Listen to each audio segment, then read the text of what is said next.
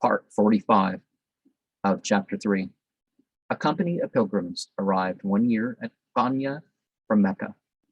On their way home elsewhere, they were taken in succession to visit all the chief men of rank and learning in the capital, and were received with every demonstration of respect. At last they were conducted to Jalal, also in his college. On seeing him seated there, they all screamed out and fainted away. When they were recovered, Jalal began to offer excuses, saying to them, "I fear you have been deceived either by an impostor or by some person resembling me in feature. There are men who strongly resemble one another." The pilgrims, one and all, objected. "Why talks he thus?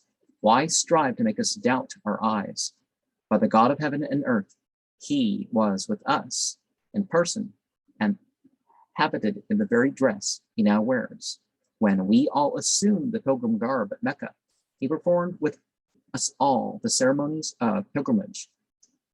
There and at Arafat, the place you stand, the mount that you stand on the 9th day of the 12th month when you do the pilgrimage. He visited with us the tomb of the prophet at Medina, though he never once ate or drank with us. Now he pretends that he does not know us, or we know him."